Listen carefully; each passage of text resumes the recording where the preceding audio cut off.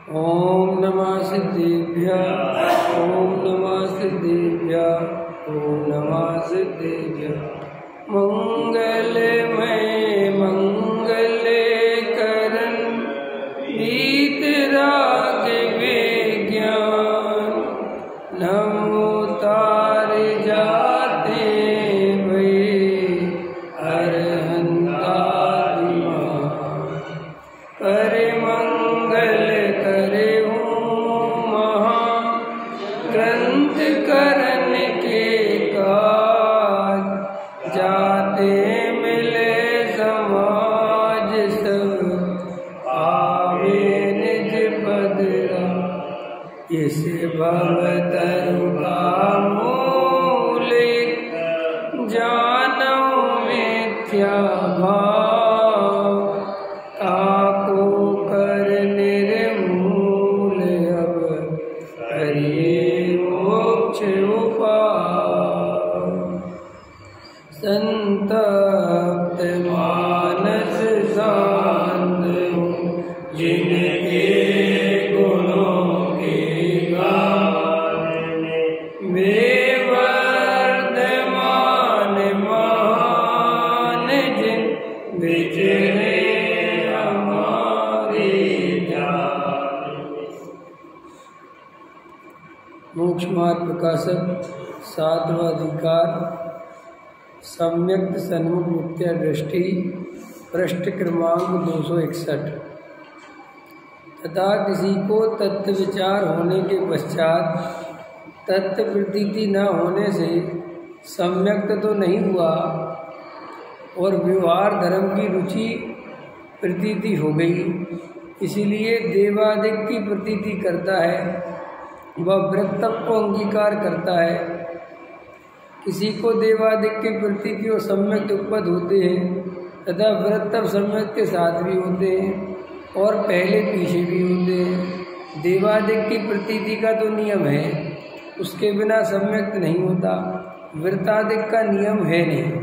बहुत जीव तो पहले सम्यक हो पश्चात ही वृत्तादिक को धारण करते हैं, किन्हीं को उपपद भी हो जाते हैं।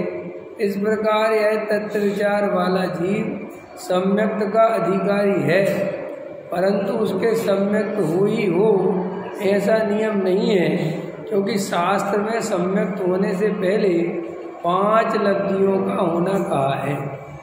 अब 5 लब्धियों का स्वरूप पढ़ेंगे आज से। देखो क्या कहते हैं, क्षयोपशम शास्त्र दे दो, शास्त्र एक दे दो। क्षयोपशम विशुद्ध देशना प्रायोगकरण, वह उसके होने पर तत्व विचार हो सके ऐसा ज्ञान वर्णाधिक कर्मों का क्षयोपशम हो, अर्थात उदय काल को प्राप्त सर्वघाती स्पर्धकों के निषेधों के उदय का अभाव सो क्षय, तथा अनागत काल में उदय आने योग्य उन्हीं का सत्ता रूप रहना सो उपशम। ऐसी देशघाती स्पर्धकों का उदय से कर्म की अवस्था, उसका नाम क्षयोपशम है, उसकी प्राप्ति सो क्षयोपशम लब्धि है। ये 5 लब्धियों का वर्णन टोडामल जी साहब बता रहे हैं। 5 लब्धियां होती हैं। सम्यक दर्शन जिस जीव को प्राप्त होगा, जब भी प्राप्त होगा, वो इन 5 लब्धियों के पूर्वक ही होता है। पहली लब्धि है क्षयोपशम लब्धि, दूसरी लब्धि विशुद्ध लब्धि, देशना लब्धि, प्रायोग्य लब्धि और कर्ण लब्धि। ठीक है, तो इनका सामान्य अर्थ तो अपन इतना समझ लो पहले। क्षयोपशम माने हित अहित विचार करने की शक्ति होनी चाहिए। जैसे जो जीव असंगी पंचेंद्रिय हैं, वे जीव अपने बारे में सोच ही नहीं सकते कि क्या अच्छा है क्या बुरा है। वो तो बस जैसी उनकी संज्ञाओं के अनुसार काम करते हैं, उनके अंदर विशेष क्षयोपशम नहीं होता। तो संगी पंचेंद्रिय होना चाहिए, क्षयोपशम होना चाहिए। क्षयोपशम माने उसको वो बात जो चल रही है तत्व ज्ञान की, वो समझ में आए, इतना क्षयोपशम होना चाहिए। अगर अपन उसे तत्व की बात सुनावे, उसे समझ में ही नहीं आवे, तो वो सम्यक दर्शन की प्राप्ति नहीं कर सकता। इसलिए क्षयोपशम लब्धि जरूरी है। और विशुद्धि लब्धि जरूरी क्यों है कि उसके परिणामों में निर्मलता होनी चाहिए। मान के चलो क्षयोपशम तो है, लेकिन परिणाम बहुत तीव्र कसाय के हैं, बक्कर परिणामी है, मायाचारी है, छलकपटी है, तो भी उसे यह आत्मा की बात समझ में आने पर भी कोई कार्यकारी नहीं है। इसलिए विशुद्धि लब्धि का होना जरूरी है। फिर तीसरा है देशना लब्धि। देशना लब्धि माने प्रवचन, तत्व सुनाने वाला। कोई भी बात जब तक सुनेगा नहीं तो आगे बढ़ेगा कैसे? इसलिए उसे सुनाने वाला, तत्व बताने वाला भी मिलना चाहिए, माने उसके पास देशना भी होना चाहिए। और प्रायोग माने उसे उसका प्रयोग, जो उसने तत्व सुना है उसको बार बार विचार करना, ऐसा है कि नहीं, जीव और आत्मा, शरीर और आत्मा अलग अलग बताए तो वे अलग अलग हैं कि नहीं, आत्मा का लक्षण ज्ञान दर्शन बताया तो वो है कि नहीं, शरीर का कर्ता भोक्ता आत्मा नहीं है तो ये बात सही है कि नहीं, मैं कुछ भी परद्रव का नहीं कर सकता, ये बात आश्रव दुख रूप है, कसाय दुख का कारण है, ऐसा वो बार बार उनका प्रयोग प्रायोग विचार करे, उसे से होती है प्रायोग लब्धि। और जब ये विचारों में धीरे धीरे धीरे धीरे विकल्प शांत होते होते और ज़्यादा परिणामों में निर्मलता आ जाती है, तब होती है करण लब्धि। करण लब्धि होते ही जो कर्म आदि हैं वे अंता कोड़ा कोड़ी उनकी स्थिति बचती है, स्थिति कांड घात होता है और आत्मानुभूति हो जाती है। ये 5 लब्धि होनी चाहिए। अब देखो वहाँ उनका टोडामल जी थोड़ा थोड़ा वर्णन करते हैं। वहाँ जिसके होने पर तत्व विचार हो सके, ऐसे ज्ञानावरण आदि कर्मों का क्षयोपशम अर्थात उदय काल को प्राप्त सर्वघाती स्पर्धकों का निषेध। 2 प्रकार की प्रकृतियां होती हैं, एक सर्वघाती प्रकृति और एक देशघाती प्रकृति। सर्वघाती प्रकृति उसे कहते हैं जो जीव के स्वभाव के घात में निमित्त है, और देश प्रकृति उसे कहते हैं जो जीव के मूल स्वभाव में घातने में निमित्त नहीं है, बाहर शरीर संयोग आदि में काम करती है। तो क्या कहते हैं कि वो जो सर्वघाती स्पर्धक हैं, माने वो प्रकृतियां हैं, उनका उदय नहीं होना चाहिए, और उदय नहीं होना चाहिए। और अनागत काल में उदय योग आने योग उन्हीं सत्तारूप रहना, माने आगे तो उदय में आ सकते हैं लेकिन वर्तमान में उदय में नहीं आते, उपशम माने दबे रहते हैं। ऐसे देशघाती स्पर्धकों का उदय सहित जो अवस्था होती है उसका नाम है क्षयोपशम। जैसे अभी अपन को क्या है कि हम आपको जो सुना रहे हैं ये आपको सब समझ में आ रहा है। तो आप क्यों आ रहा है? क्योंकि जो सर्वघाती स्पर्धक हैं वे हमारे दबे हुए हैं। हमारा जो ज्ञानावर्ण कर्म है उसकी जो प्रकृतियां हैं वे सत्ता में दबी हुई हैं, तो इसको कहते हैं क्षयोपशम। अगर वे अभी उदय में आ जाएं तो मैं आपको जो बोलूँगा आपको कुछ भी समझ में नहीं आएगा। कभी कभी आपको होता भी है कि आपको कोई बात समझ में ही नहीं आती, तो उस समय ज्ञानावर्ण आदि कर्म का उदय तीव्र हो जाता है, ख्याल में है ना, तो अपन को समझ में नहीं आती क्या बोल रहे हैं, तो इसलिए उसका उदय नहीं होना चाहिए।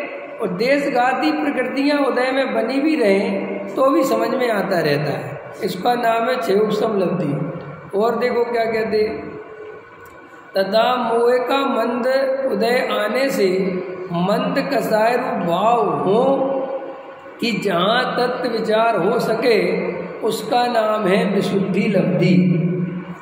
मान के चलो अपना मोह का उदय तीव्र है, कसाय तीव्र है, तो तुमने स्वाध्याय सुन भी लिया तो भी तुम उसके बारे में जरा सा भी विचार नहीं कर पाओगे। इसलिए बहुत सारे लोग जनवाणी सुनते हैं, तत्व सुनते हैं, लेकिन कसाय तीव्र है, छल कपट मायाचार के परिणाम है, लोभ कसाय तीव्र है, खाने पीने की अति लोलुपता है, घूमने फिरने की लोलुपता है।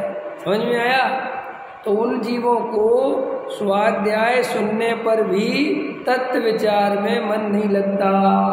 और भ्रम से मैं तो भगवान हूँ, मैं तो बना बनाया भगवान हूँ, मैं तो आत्मा सर्गी को छूता नहीं, पर्याय में जाता नहीं, ऐसी बातें करके भ्रम से अपने को धर्मात्मा मानते हैं। जबकि ये विचार नहीं करते कि मेरी परिणति में छल कपट मायाचार नहीं छूटा, आसक्ति नहीं टूटी। ख्याल में आया कि नहीं आया? रात और दिन अनुकूलता अनुकूलता अनुकूलता। बहुत सारे लोग कैसे हैं, मैं तो भगवान हूँ, सिद्ध पर्याय भी मेरे को छूती नहीं, मेरे में से अनंत अनंत सिद्ध पर्याय पैदा होती है, बातें तो करते ऐसी। समझ में आया? और खाने में जरा सी प्रॉब्लम हो गई, जरा सी अनुकूलता नहीं बन पाई, खाना लेट हो गया, नहीं मिल पाया, आग बबूला हो गए, तो भैया ऐसे कैसे तुमने इतनी गहरी बात समझ रखी है? थोड़ी परिणामों में शांति होनी चाहिए ना। है मान कसाय भरी पड़ी हुई है, मायाचार चल रहा है, खाने पीने के प्रति अति आसक्ति चल, और सुनो गृहीत मिथ्यात्व चल रहा है, और आत्मा की बात समझ रखी है, और फोटो को अर्घ चढ़ा रहे हैं। तो फोटो को अर्घ जो चढ़ावे वो तत्व विचार करने वाला पुरुष हो सकता है? तत्व विचार करने वाला तो तुरंत कहेगा, अरे भैया जनागम में ये फोटो को कोई अर्घ वर्ग नहीं चढ़ाना, और तुम्हारी बुद्धि इतनी बिक गई कि तुम फोटो को अर्घ चढ़ा रहे हो। समझ में आया कि नहीं आया? और जिन तीर्थंकरों का आगम में कोई वर्णन नहीं है, कोई बात नहीं आई, तुम जबरदस्ती उसकी प्रतिमा विराजमान कर रहे हो और किसी की नहीं सुन रहे हो, तो तुम तत्व विचार वाले पुरुष नहीं हो, तुम तीव्र मोही हो और पक्षपात में पड़े हुए हो। नहीं समझ में आया? वे भगवान को दीपक से लेके आरती करते हैं, इनने टार्चों से चालू कर दी। क्या अंतर बचा? क्या अंतर बचा है? तुम अपने आप को बड़ा होशियार चंद मानते हो। अरे भाई हम तो टॉर्च से करते हैं, तो टॉर्च में कम हिंसा है क्या? फिर दूसरी बात, करना ही क्यों? जरूरत क्या है? क्रिया कांड तो जितना कम से कम हो सके उतना अच्छा है ना। कि साहब हम भगवान को ओरिजिनल फूल नहीं चढ़ाते, आर्टिफिशियल चढ़ाते। चढ़ाने ही क्यों? तुम्हारे जब भगवान वीतरागी हैं तो उन्हें फूल क्यों चढ़ाना? उनकी दीपक से आरती क्यों करना? टॉर्च से आरती क्यों करना? जरूरत क्या है? ये सब पक्षपात के मोह के अंधकार में भरे पड़े जीव हैं। बात समझने से कुछ नहीं होता। आप अगर गुरुदेव को समझे हो, तत्व समझे हो, तो आपके जीवन में शुद्ध तेरा पंथ आमना होनी चाहिए। अगर आप कल खाली गुरुदेव का तत्व सुन लिया और आमनाएं में श्वेतांबर वाली चला रहे हो, तो आपने अभी कोई तत्व नहीं समझा। अरे पूज्य गुरुदेव श्री जब दिगंबर बने तो उनको से स्थानक वाले थे, तो स्थानक वाले कभी पूजा पाठ करते नहीं, वे तो वो स्वाध्याय करते रहते हैं, सामायिक करते हैं। तो गुरुदेव कुछ पता ही नहीं था प्रतिमा के बारे में, विराजमान करने के कुछ नहीं पता था। अब वही दिगंबर धर्म तो अपना लिया। तो जब दिगंबर धर्म अपना लिया तो गुरुदेव इतने सरल थे कि भैया पंडित विद्वानों को बुलवाया उत्तर भारत से, क्योंकि उस तरफ गुजरात में तो मिलते भी नहीं थे, और उनसे पूछा कि भैया दिगंबर धर्म में कैसी आमना है, सो वो बता दो। तो उनके कहे के अनुसार ऐसी पूजा पद्धति ऐसे ऐसे सब किया उनने, और आज उन्हें गुरुदेव के जाने के बाद उन्हीं के अंधे भक्त हो रहे हैं, अपनी मनमानी कर रहे हैं, आगम के विरुद्ध कार्य कर रहे हैं, किसी की चिंता नहीं। समझ में आया? पैसे की गर्मी है और अंधी भक्ति, ये दोनों गड्ढे में गिराती हैं। एक तो अहंकार हो जाए पैसे का जीव को, और एक अंधी भक्ति हो जाए। अंधी भक्ति इतनी बुरी होती है, इतनी बुरी होती है कि वो राम रहीम जेल में चला गया, ठीक है, और अभी उसके अंधे भक्त हैं, उसकी पूजा करते, घर में फोटो, अभी आसाराम जेल में है, उसके घर में फोटो लगा के पूजा करते, और पता क्या कहते, वो तो श्री कृष्ण का अवतार है, और वो तो कृष्ण को जेल में जाना था, इसलिए उनको भी जेल में जाना। अब मूर्खों की कमी है संसार, बोलो ऐसे। अब उन पे तो हंसते हो, और तुम खुद क्या कर रहे हो? तुमने गुरुदेव की फोटो लगा ली, अर्घ देना चालू कर दिया, गुरुदेव की पूजा और लिख लो, पूजा करने लगो, तो ये क्या हो रहा है? नहीं समझ में आया? पकड़ में आता कि नहीं आता? तो जो तत्व विचार वाला जीव होता है वो ऐसी अनीति नहीं करता, वो ऐसी गलती नहीं करता, वो अंधी भक्ति नहीं करता, वो गुरु की भी मर्यादा जानता है, शास्त्र की भी मर्यादा जानता है और देव की मर्यादा भी जानता है। तभी वो सम्यक दृष्टि ज्ञानी धर्मात्मा कहलाएगा। अगर वो आगम विरुद्ध कार्य करेगा और जो उसका समर्थन करेगा पक्षपात के चक्कर में, वो भी गृहीत मिथ्या दृष्टि के खाते में जमा हो जाएगा। खाली कुगुरु कुदेव कुशास्त्र को पूजने से जीव निबोध नहीं जाता। खतरनाक क्या कह रहा हूं मैं? खाली कुगुरु कुदेव कुशास्त्र को पूजने से जीव निगोद नहीं जाता। निगोद जीव तब भी जाता है कि जो भगवान नहीं है उसे जबरदस्ती भगवान बना के, समझ में आया? जो गुणस्थान नहीं है उसका जबरदस्ती वो गुणस्थान के ऊपर जाके आगम विरुद्ध कार्य करके जो काम करता है वो भी निबोध जाता है, वो भी गृहीत मिथ्यात्व है। पूछो कैसे? वीतरागी को सरागी मानना गृहीत मिथ्यात्व है कि नहीं? मैं हनुमान जी के मंदिर में जाके पैसा रुपया मांगू तो गृहीत मिथ्या दृष्टि कहलाऊंगा कि अगर महावीर भगवान के मंदिर में महावीर से मांगू तब भी कहलाऊंगा? बोलो। और बराबर का कहलाऊंगा कि थोड़ा कम कहलाऊंगा? पकड़ में आया? ऐसे ही तुम गुरुदेव श्री के नाम पर जो ये गलत कार्य करोगे तो पूरा का पूरा पाप लगेगा और जो उनका अनुमोदना करेगा उसे भी लगेगा। भाई हम लोग ही तो तत्व ज्ञान के, हमारे कारण तो ये तत्व ज्ञान समझ लो बचा हुआ है। और अगर हम ही गलती करेंगे, हम ही लोग अंधी भक्ति करेंगे, आगम विरुद्ध कार्य करेंगे तो ये आगम किनके हाथों में सुरक्षित रहेगा? फिर अन्नमति अन्य लोग तो कर ही रहे हैं, चरण धो धो के पी रहे हैं, और तुम भी अगर वही करोगे तो कैसे चलेगा? है नहीं समझ में आया? हम पे ही तो टिका हुआ है, हमारे ही नाम से तो शुद्ध तेरा पंथामना चल रही है। अपन दीपक नहीं जलाते, धूप नहीं खेते, समझ में आया? और किसी प्रकार के कार्य नहीं करते कि भैया जरा सी भी हिंसा नहीं हो जाए। अपन हाथ भी प्राशुक जल से धोते हैं, इतना शुद्ध अपन चला रहे हैं। भगवान का बार बार प्रक्षाल नहीं करते, सब मर्यादाएं जो होनी चाहिए वो पाल रहे। और अगर अपने ही लोग झूम झूम झूम करने लगे और आरती दीपक लेके आरती करने लगे तो फिर किसके उम्मीद करेंगे? तो इसलिए अपने को बिल्कुल भी गफलत में नहीं जीना, अंधी भक्ति नहीं करना। जो गलत कार्य कर रहे हैं वो करें। ऐसे ही जिनागम में तो ऐसा तो कोई है ही नहीं कि 14 गुरुस्थान वर्ती की पूजा करने बैठ जाओ।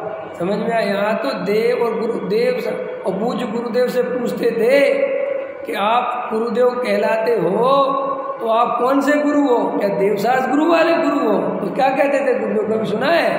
हम भैया देवशास्त्र गुरु वाले गुरु नहीं है, हम तो वहाँ पहले श्वेतांबर मत में थे, वहाँ गुरु थे, सो वहीं से गुरुदेव गुरुदेव कहते थे। सो ये लोग यहाँ पे भी गुरुदेव कहते हैं। हम तो अवरत सम्यक दृष्टि ग्रस्त हैं, ये बोलते थे गुरुदेव। लेकिन उन्हें पता नहीं था कि जी आने वाले हमारे ही नाम पे गोरख धंधे चालू कर देंगे। एक फिल्म आई थी, तुम लोगों ने देखी होगी, OMG। उसमें वो बेचारा दुनिया को ये समझाता था कि कोई भगवान नहीं होता, अच्छा बुरा करने वाला। समझ में आया कि नहीं आया? ये तुम लोग भगवान के नाम पे धंधे करना बंद करो। तुमने दुकानें खोल रखी हैं, वो बेचारा कोर्ट में केस लड़ता है, देखी होगी वो, बहुत अच्छी उसने जमाई, और बाद में बेचारा वो ही मर जाता है। तो कहते ये भगवान हमें जगाने आए थे, अब इनकी बहुत बड़ी प्रतिमा बीच बाजार में लगा और उन्हीं की पूजा चालू हो या वो हम उठ जाता है, और उठ के देखता है वारे संसार अब मेरी पूजा होने लगी। मैं दुनिया को ये समझाता रहा कि कोई किसी की पूजा में धर्म नहीं होता। यही समझाया ना गुरुदेव ने। क्या समझाया गुरुदेव ने? क्या समझाया? किसी की पूजा में धर्म नहीं होता, भक्ति करने से धर्म नहीं होता, किसी की क्षण से धर्म नहीं होता, कोई भगवान तुम्हारा भला करने वाला नहीं है, देव शास्त्र गुरु पर है। यही समझाया ना। गजब की बात है, यही समझाने वाले की ही प्रतिमा विराजमान करनी। और बोले जय जय गुरुदेव। बोले क्या हुआ? बोले इनकी पूजा क्यों कर रहे हैं? कि जे समझा गए थे किसी की पूजा मत करो। है ऐसा नहीं हो रहा। जो ये समझाते रहे कि देव सात गुरु का राग भी दुख रूप है, जो ये समझाते रहे कि देव सात गुरु का राग भी आश्रव बंद है, और जो ये समझाते रहे कि उस राग में एकत्व बुद्धि संसार है। समझ में आया कि नहीं? अरे पूज्य गुरुदेव श्री के बारे में बोल रहा हो ना कि कांजी स्वामी ने 45 वर्षों तक क्या किया, तो 45 वर्षों तक सिर्फ 3 लाइनों में बताया जा सकता है। द्रव्य कर्म, भाव कर्म, नो कर्म से भेद ज्ञान कराया और पुण्य में धर्म छुड़ाया। बस हो गया गुरुदेव का खत्म। इतना ही है गुरुदेव के बारे में, इसके अलावा कुछ है ही नहीं। पूरी PhD का सारे गुरुदेव का कि इस व्यक्ति ने पूरे जीवन भर क्या किया। द्रव्य कर्म, भाव कर्म, नो कर्म से भेद ज्ञान बताया, आत्मा को त्रिकाल शुद्ध बताया, और देव शास्त्र गुरु दया दान पूजा भक्ति के परिणाम, इनको पुण्य को हे बताया। अब उन्हीं गुरुदेव की प्रतिमा विराजमान करो, उन्हीं की पूजा करो, उन्हीं की भक्ति करो, उन्हीं की आरती करो। वहाँ ऐसी हालत है इंसानों की कि आदिनाथ से ज़्यादा भक्ति उनको अपनी कल्पना की आ रही है। समझ में आए कि नहीं आए? अरे विचार करो कि अपने उन्हीं गुरुदेव के नाम पे क्या करने में लग रहे हैं। तो ये अनीति क्यों हो रही है? क्योंकि बैठ के शांति से तत्व विचार नहीं किया, पक्षपात में पड़ गया। काय में पड़ गया?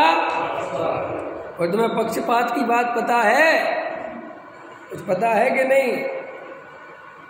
एक कहावत है, कविवर सारे आगरा पंडित सांगानेर। समझ में? सारे कवि कहाँ पैदा हुए? आगरा में। किसी ने लिखी है लाइन, कविवर सारे आगरा पंडित सांगानेर। और बड़े बड़े विद्वान टोडामल जी से लेके और बड़े बड़े जयचंद जी सब कहाँ पैदा हुए? राजस्थान, जयपुर में। तो पंडित सांगानेर और पक्षपात गुजरात में, और निंदा जैसलमेर। ये 4 फेमस है। गुजरात का पक्षपात सारी दुनिया में प्रसिद्ध है। गुजरात में इतनी अंधी, जितने साधु संत बने ना, अधिकतर गुजरात से उठे। 2 जगह अंधे भक्त बहुत होते हैं, एक गुजरात में और एक इधर पंजाब, इस तरफ हरियाणा पंजाब। यहाँ पे भी किसी को भी साधु भगवान बना के पूजने लगेंगे। और जे तुम्हारा आसाराम तो है ही गुजरात का। समझ में आया कि नहीं है? हाँ हाँ, मेरा कहने मतलब ये है। और पक्षपात बहुत करते हैं। पक्षपात समझ गए हैं? अभी मोदी जी कितना पक्षपात कर रहे हैं। बुलेट ट्रेन अहमदाबाद से चलवा रहे दिल्ली से चलने की जगह। दिल्ली राजधानी है कि अहमदाबाद राजधानी है? दिल्ली से बम्बई जाना बहुत कठिन है कि अहमदाबाद से बम्बई जाना कठिन है? अहमदाबाद से बम्बई जाने में कितना टाइम लगता है? और दिल्ली से बम्बई ये छोर से उस छोर है। यहाँ नहीं, लेकिन पक्षपात। ऐसे ही बस हमारे गुरुदेव, हमारे गुरुदेव, हमारे घरे। तो तुम्हारे गुरुदेव तो तुम्हारे थोड़े ही हो गए। तुम्हारे घर में हो गए क्या गुरुदेव? है तुम्हारे रिश्तेदार हैं। अरे भाई, उनने तत्व बताया पूरी दुनिया के लिए, इसलिए उनकी समझ लो उतनी महिमा है, उस योग्य भक्ति है। लेकिन इसका मतलब ये नहीं है कि तुम जो मन में आए पक्षपात साक्षात तीर्थंकरों को छोड़ के अपने मन से कल्पना करके कुछ भी करो। ऐसे नहीं चलेगा। जो और उन्हीं के बताए मार्ग में चल रहे। मेरे से तो कोई लड़ने आ जाए ना, ख्याल में है कि तुम होते कौन हो बोलने वाले? मैं कहता मैं कुछ नहीं, तुम्हारे गुरुजी ने बता के गए मेरे को कि अगर कोई असत्य बोले तो तुम उसका डंके की चोट पर निषेध करना। हम इसलिए तो गुरुदेव को मानते हैं क्योंकि उन्होंने डंके की चोट पे असत्य का निषेध किया। और हम उन्हीं के चेले, हम कैसे पीछे हटेंगे? हम तो बिल्कुल नहीं हटेंगे। तुम सेठ रहो, अपने घर को रहो, बने रहो, जितने बड़े सेठिया बने रहना, हमें क्या कर लोगे हमारा। हमें इतनी सी बात पता है कि जो वस्तु का स्वरूप है आगम विरुद्ध कार्य तत्व विचार वाला नहीं कर सकता।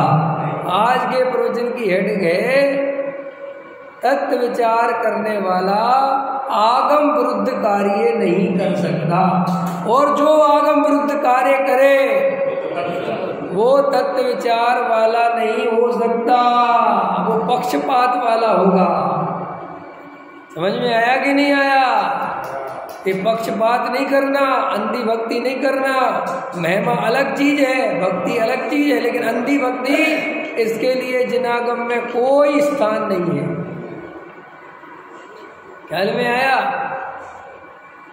यहाँ कोई स्थान नहीं है, और कोई अतिरेक में, कोई भावुकता में कोई बात कह भी दी हो, क्या कभी कभी अतिरेकता में, भावुकता में कोई बात कह दी जाती है तो वो अनुचरण करने योग्य नहीं है। माँ भी मांगने लायक है, मैं तुझे जिंदा मार डालूंगा, क्या करें? मार डालें?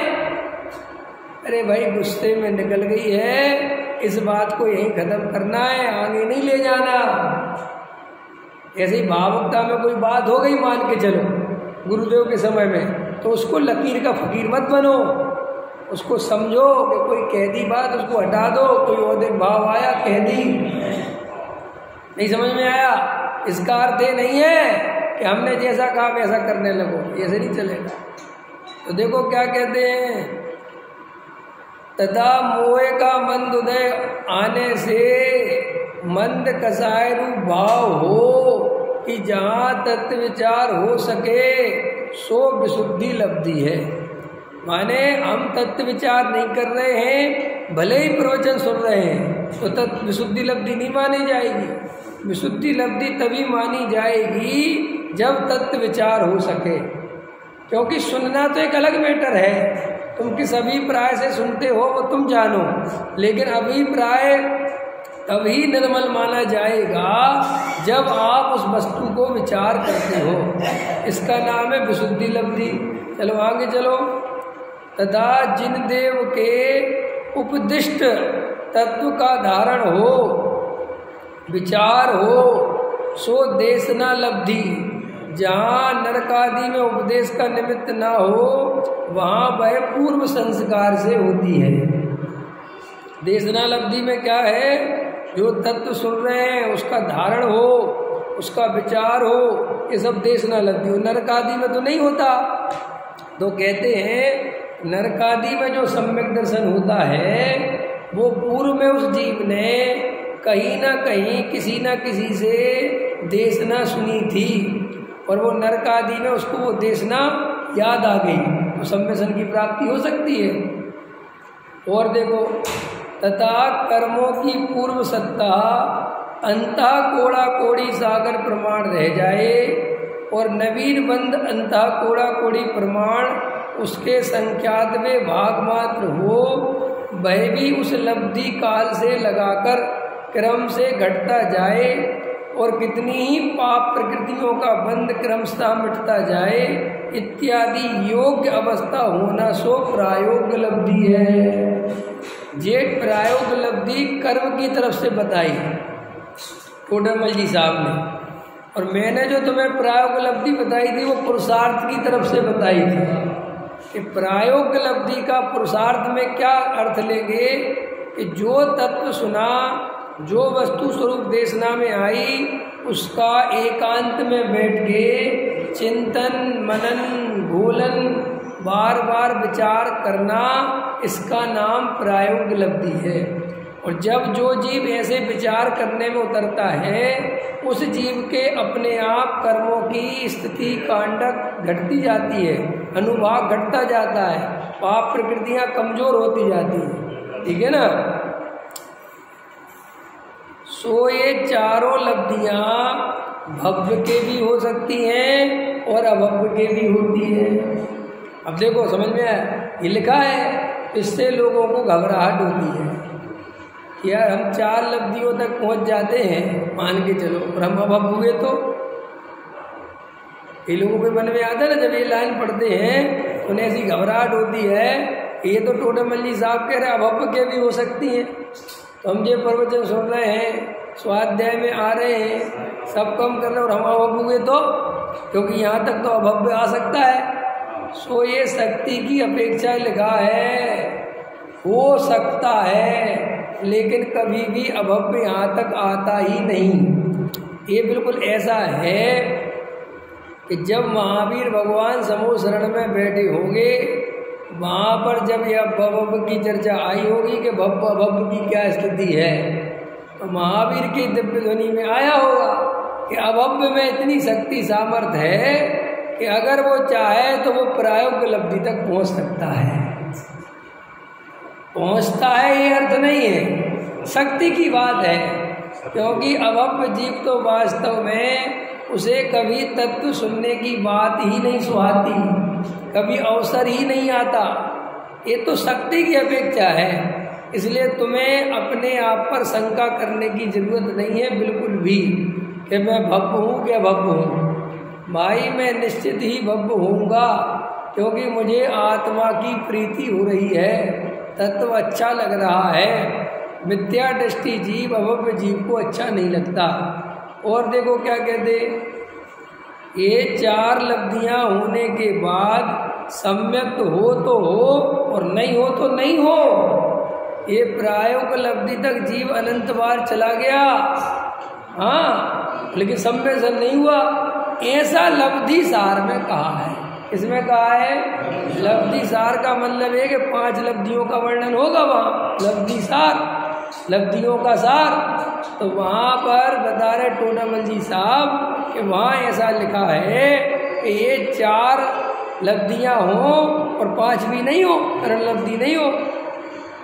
इसलिए उस तत्व विचार वाले को सम्यक्त होने का नियम नहीं है। अब देखो ये भी नियम नहीं है। जैसे किसी को हित की शिक्षा दी, उसे जानकर यह विचार करे यह जो शिक्षा दी सो कैसे, पश्चात विचार करने पर उसको ऐसे ही है, ऐसी शिक्षा की प्रतीति हो जाए, अथवा अन्यथा विचार हो या अन्य विचार में लगकर उस शिक्षा का निर्धार न करे तो प्रतीति नहीं होती। उसी प्रकार श्री गुरु ने तत्व का उपदेश दिया, उसे जानकर विचार करे यह उपदेश दिया सो किस प्रकार है, पश्चात विचार करने पर उसको ऐसा ही है, ऐसी प्रतीति हो जाए तो सम्यक दर्शन हो जाए। और अथवा अन्यथा विचार हो, अन्य विचार में लगकर उस उपदेश को निर्धार ना करे तो प्रतीति भी ना हो। सो मूल कारण मिथ्यात्व कर्म है, उसका उदय मिटे तो प्रतीति हो जाए और ना मिटे तो नहीं हो, ऐसा नियम है। सो उस उद्यम, उसका उद्यम तो तत्व विचार करना मात्र ही है। अब ये टोडामल जी साहब ने इस बात को ऊर्ध किया कि नियम क्या है। नियम की तरफ से चलोगे तो नियम तो ये है कि अगर मेरे मिथ्यात्व कर्म का उदय होगा तो मुझे सम्यक दर्शन नहीं होगा, ये असली नियम है। और मुझे जब सम्यक दर्शन होगा तब 3 काल में मिथ्यात्व का उदय नहीं होगा, ये नियम बन गया। लेकिन मैं तत्व विचार करूं, अभी मैं तत्व विचार करूं और मुझे अब भी सम्यक दर्शन हो जाए, ऐसा कोई नियम नहीं है। ये भी लिखा उनने कि तुम कर्म में तो कुछ कर नहीं सकते, वहाँ तो जो होना है सो होना है, तो फिर मैं क्या करूँ कि तुम तो केवल तत्व विचार करो और तत्व विचार करते रहो, जब सम्यक दर्शन होना होगा तब हो जाएगा। ये है, सम्यक दर्शन की चिंता मत करो, सम्यक दर्शन जिस काल में जब होना होगा हो जाएगा। तुम क्या करो, और अपन क्या करते हैं, तत्व विचार से ज्यादा सम्यक दर्शन की चिंता करते हैं। करते कि नहीं करते? जरा सा तत्व विचार करने बैठे नहीं और मुझे सम्यक दर्शन की प्राप्ति क्यों नहीं हो रही, मेरा आत्मा में उपयोग क्यों नहीं जा रहा, मुझे निर्विकल्प आत्मानुभूति क्यों नहीं हो रही, और इस तरह उलझ के रह जाते हैं। जबकि आप शांत होकर तत्व विचार करो। और देखो टोडामल जी ने एक और लिखा, तत्व विचार में क्या अर्थ लगाया कि अन्य विचार में लग जाता है तो वो शिक्षा कोई काम की नहीं है। जैसे देखो आपने यहाँ अपन के पूरे जीवन में हो क्या रहा है, आपने यहाँ स्वाध्याय सुना, अब स्वाध्याय सुन के आप क्या गलती करते हैं कि अपने घर जाके अन्य कार्यों में लग जाते हैं। और ये जो सुन के गए थे कि दिन भर में विचार करने की फुर्सत ही नहीं मिली, तो जब क्या हुआ कि विचार करने की फुर्सत नहीं मिली तो जो सुना था वो भूल भाल गए। फिर क्या हुआ कि अगले दिन फिर आके बैठ गए, फिर सुना, फिर अन्य कार्य में लग गए, फिर भूल गए। ऐसे करते करते 20 साल निकल गए और मर जाओगे, बस खत्म। क्यों रमेश जी, पहले पैसा तो कमा लें, हैं दुकान तो चला लें, ये तो कर लें, वो तो कर लें, फैक्ट्री चला लें। अब ठीक है मंदिर में ये काम है, अभी ये काम है, अभी ये काम है, अब 10 लक्षण आ रहे हैं, ऐसे काम खोजता रहता है जी। बैठ के शांति से मैं आत्मा हूँ, मैं शरीर आदि से भिन्न हूँ, ये जड़ की क्रिया मेरी नहीं है, इसको ये सुनने की बात नहीं है। ये सुन के खुश हो गए। कई ऐसे हैं ये निश्चय वाले, ऐसी बातें सुन के ही प्रसन्न होते रहते हैं। समझ में आया कि बस सुबह सुन लिया, दोपहर में सुन लिया और शाम को सुन लिया, 3 टाइम सेट कर रखा है। और मैं तो पर्याय से भी भिन्न हूँ, और ऐसे करके खुश हो जाते हैं। और पर्याय मेरे को छूती नहीं, ये करती नहीं। अरे भाई ये शब्दों से धर्म होने वाला है, ये बोलने से धर्म होने वाला है। और पर्याय मेरे को छूती नहीं, पर्याय मेरे को छूती नहीं, इससे सम्यक दृष्टि हो जाएगा। पता ये अर्थ क्या है, पर्याय मेरे को छूती नहीं, पर्याय मेरे को छूती नहीं, इसके अर्थ नहीं लोगों को पता। पर्याय से प्रभावित नहीं होना, पर्याय पर दृष्टि नहीं रखना, जो भी जैसी परिस्थिति बने सब स्वीकार होना, इसका नाम है पर्याय दृष्टि छोड़ना। इसका अर्थ पर्याय छोड़ना नहीं है। नहीं समझ में आया इसका? अभी मैं समझा रहा था पिताजी को, मैंने कहा भैया अपन संयम नहीं ले पाए, मुनिराज नहीं बन पाए, तो अपन को अब गृहस्थ जीवन में उम्र के हिसाब से संयम धारण करना चाहिए, थोड़ा थोड़ा त्याग व्रत अपनी इंद्रियों पर कंट्रोल करना। तो पता क्या बोले, अरे मैं बना बनाया सिद्धू क्या रखा महाराज बनने। हमने कहा देखो जे सीख के आए, नहीं समझ में आया क्या सीख के आए कि मैं बना बनाया सिद्धू क्या रखा महाराज बने। जे शिक्षा ठीक नहीं है, जे जिनागम नहीं है, जे वस्तु स्वरूप नहीं है, जिसके अंदर संयम का भाव न आवे, आवे मतलब भले ही ना ले पाए वो अलग बात है, लेकिन संयम की छटपटाहट रहनी चाहिए, अंदर संयम के प्रति भाव रहना ही चाहिए। अरे वो धन्य घड़ी कब आए जब अपने स्वरूप में रह जाऊं, ये सब छोड़ूं। समझ में आएगी नहीं है? कब तक ये विषय भोगों में लगा रहूंगा, और विषय भोगों में खूब लगे रहो, और मैं तो इससे भिन्न हूं, ये पागल है कि नरक चला जाएगा मुफ्त में। ये मार्ग ठीक नहीं है। अति आसक्ति से भोजन करे जा रहे हैं, मरे जा रहे हैं। जरा सा बिल्कुल नींबू नहीं मिले तो रोटी नहीं उतर रही है। और वो कोई मैं तो पर्यायों से भिन्न, काय का भिन्न रे तू पर्यायों से, तू इसी पर्याय में मरा जा रहा है। जरा सा भी वेद ज्ञान तेरे अंदर है नहीं, क्योंकि वेद ज्ञान हो तो उसका बल हो, वेद ज्ञान हो तो क्या हो, बल हो। और जरा सी प्रतिकूलता में बिल्कुल अरे और मैं तो बहुत बराबर तो बना बनाया भगवान हूँ, ये सब छल ग्रहण कर लिया है।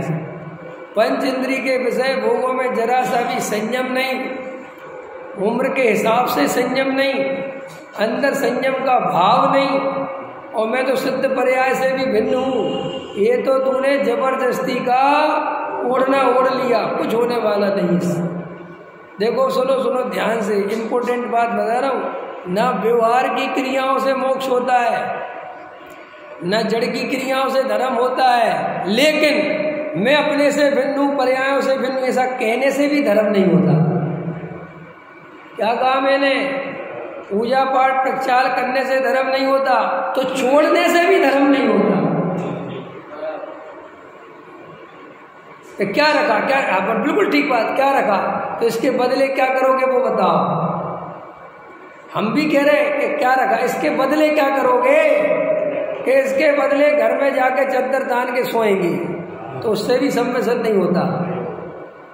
भ्रम मत पालो, भ्रम में मत जियो। ये मोक्ष मार्ग इतना सरल नहीं है कि आप बैठ गए अरे मैं तो भगवान हूँ, मैं तो ये हूँ, ये कुछ नहीं होता। ये 3 टाइम नियम बना लिए और दिन भर होश नहीं है। बढ़िया 2 टाइम अच्छे पकवान मिल गए, खा रहे हैं और सो रहे हैं। समझ में आया? और हम तो भगवान हैं, ये सब नहीं चलेगा। ये पोपा बाई का राज नहीं है। और सूक्ष्म बात है, सूक्ष्म बात है। क्या लिखा रखा है? ये क्या जाने, ये क्या जाने, ये क्या नहीं जानते तुम? सूक्ष्म बात, कौन सी सूक्ष्म बात है? आत्मा पर्याय को छूती नहीं, आत्मा बाहर पर को जानता नहीं, जानने वाले को ही जानता है। वो तो बाहर में कभी गया ही नहीं, इन बातों को सोचता है कि सूक्ष्म बातें हैं। बातें तो ठीक कह रहा है, लेकिन तू अंदर तो बता तेरी परिणति कैसी है, उस पर तो विचार कर ले। हैं टॉर्च से आरती कर रहा, टॉर्च जला के वो फोटो को अर्घ चढ़ा रहा और समय सार पढ़ रहा। कैसा समय सार पढ़ रहा भाई? ऐसे नहीं चलेगा। तो देखो क्या कहते हैं, अन्न शिक्षा में लग जाता है। अन्न शिक्षा समझ गए? यहाँ धर्म की चर्चा सुनी, तत्व की बात सुनी और सुन के घर जाके अन्य कार्यों में लग गया, तो भूल गया सब। और 10-20 बातें याद रखी है, सुबह से उनको रटता रहता है, बोलता रहता है, उससे तो कुछ होता नहीं। इस प्रकार सम्यक दर्शन की प्राप्ति नहीं होती। सम्यक दर्शन की प्राप्ति तो उस जीव को होती है जिसे वास्तव में 4 गति परिभ्रमण का भय, आत्मा का सच्चा स्वरूप, भेद विज्ञान, आत्मा की महिमा, स्वरूप की महिमा, तो बार बार तत्व विचार जो करता है, समझ में आया? वो ही जीव सम्यक दर्शन की प्राप्ति करता है। जिसे अभी पंचेंद्रिय के विषय भोगों में सुख की कल्पना है, रुपये पैसे में अति आसक्ति माने एकत्व बुद्धि। मैंने देखा सोनगढ़ में, वहाँ आए थे निवृत्ति लेने, समझ में आया? और पता चला धंधे चालू कर दिए। वहाँ से भागे निवृत्ति लेके, कोई बॉम्बे से कोई कहीं से। अब सामने तो दिखता नहीं, अब रहो तो पता चलता है असलियत के क्या है। अब दूर के ढोल सामने तो होते, पता चला कि कई उनमें धंधे कर रहे हैं। समझ में आया कि नहीं आया? वहीं पैसा, वो फिर पता क्या कहते हैं, अब दिन भर क्या करें, तो हमने सोचा कुछ धंधे ही चालू कर दो। तो जब ऐसा ही था तो यहाँ आए काहे को थे? प्रवचन तो घर में भी सुन सकते हो, अगर तुम्हारा समय ही नहीं कटता तो फिर अंदर समझ में आया कि नहीं आया है? एक भाई मिले मेरे को, वो कह रहा मैं तो यहाँ सेवा करने रहता हूँ, फलाना रहता हूँ, मुझे तो बस सबकी सेवा हो जाए, सबकी सेवा हो जाए, और मुझे तो भगवान आत्मा पता चल गया, फलाना ठिकाना। तो मैंने कहा जरूर, तो मैंने उससे कहा अच्छी बात है, बहुत बढ़िया बात है। तो कहने लगे वो आप फ्लैट है ना, अब आप जा रहे हो, वो हमें दे दो, हम किसी साधर्मी को दे देंगे, हमें तो बहुत अच्छा लगता है, वो आ जाए भला। मैं अच्छी बात है जी, ले लो। समझ में आया कि नहीं आया? तो बोले हम आपको इतने पैसे दे देंगे और मैं अपनी जेब से दूंगा जी। मैं बहुत अच्छी बात है, इतने अच्छे भाव तो किसी को होते नहीं। और बाद में पता चला कि वो तो दलाली का काम करता है। समझ में आया कि नहीं आया? ये संसार का स्वरूप है। तो भैया कुछ नहीं रखा इन बातों में, अपने को शांति से बैठ के गहराई से विचार करना चाहिए कि भाई मैं, देखो ये मार्ग ऐसा है, तलवार चलाने जैसा है। तलवार चलाना समझते हो रमेश जी? तलवार चलाने का एक नियम है, अगर तुमने तलवार गलती से गलत चला दी तो तुम्हारी ही गर्दन काट दी। ऐसे ये स्वाध्याय, ये समझना, बहुत सावधानी पूर्वक समझना। अगर जरा सी गलती करी, देखो ऐसा समझ लो, जरा सी गलती करते, या तो व्यवहाराभासी या निश्चयाभासी और या उभयाभासी, 3 है, 3 2। समझ गए? नहीं समझ में आ रहा?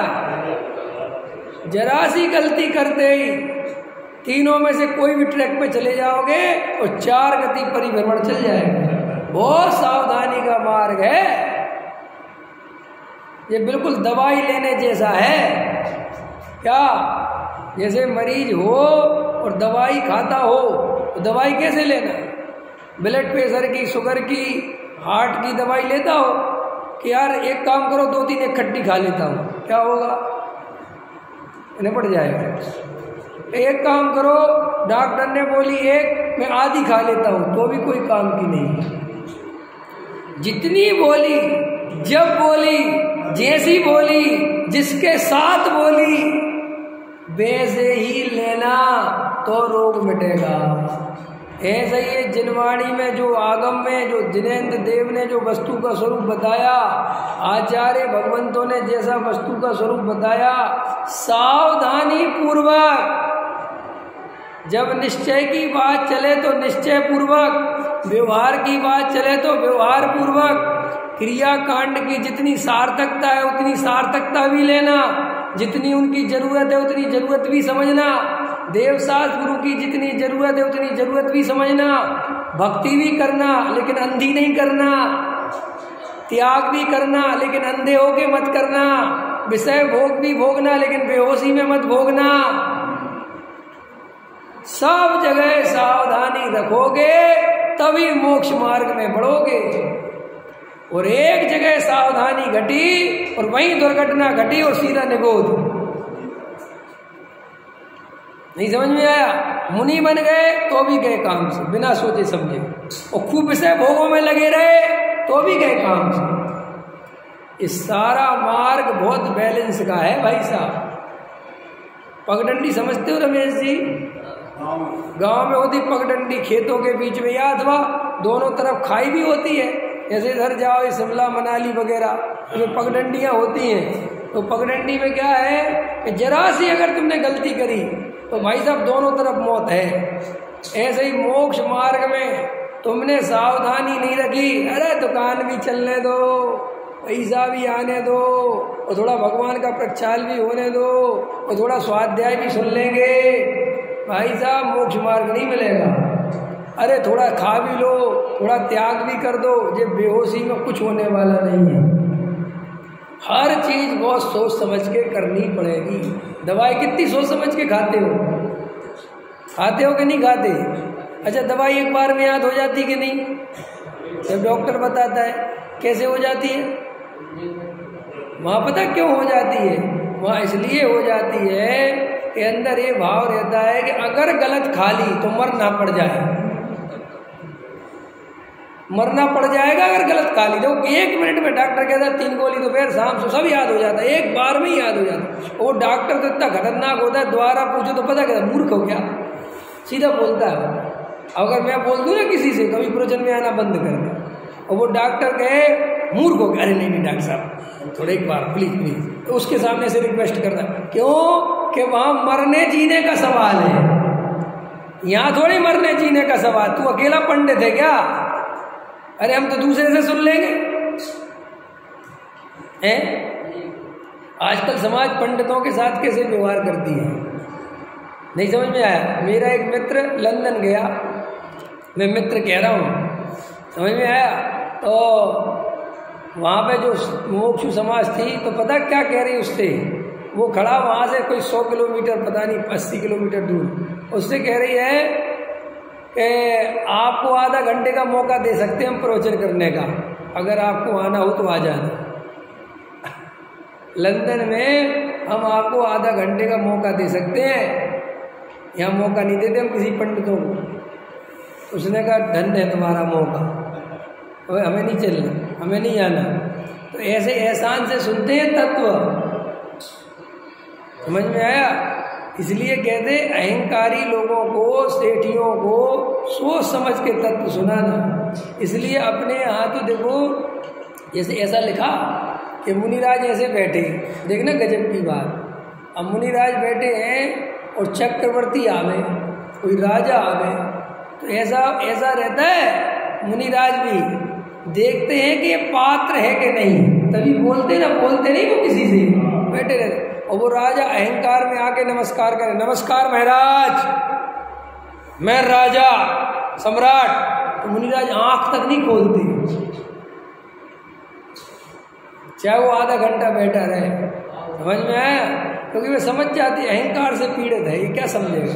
और जब कोई राजा आवे अपना मुकुट सिर माथे नीचे रखे, तो महाराज नमोस्तु, मैं एक अज्ञानी अबोध, समझ में आया, तुच्छ मनुष्य, कृपा करके मुझे 2 तत्व की बात सुना। तो ऐसी पात्रता देख के बोले। इस सेठिया जो अहंकार से पीड़ित है, और सुना पंडित जी, और पंडित जी सुना रहे क्या होने वाला है, कुछ होने वाला है इससे। तुम्हें जब जिससे सुनना है उसके प्रति तुम्हारी ये हालत है, क्या करोगे। इसलिए मार्ग गंभीरता का, विचार करने का, समझने का, बैलेंस में रखने का, सावधानी रखने का। जैसे तुम लोक में सावधानी रखते हो, धर्म में उससे कई गुना सावधानी रखनी पड़ती है, तब सम्यक दर्शन की प्राप्ति होती है। ये नाचने कूदने का धर्म नहीं है। जैन धर्म बहुत बुद्धिमानी का धर्म, बहुत बुद्धिमान लोगों के लिए है, मूर्खों के लिए नहीं है। यहाँ पे कुछ का कुछ करते रहो, 3 काल में धर्म नहीं होगा। शांति से बैठ के विचार करो। सहजानंदी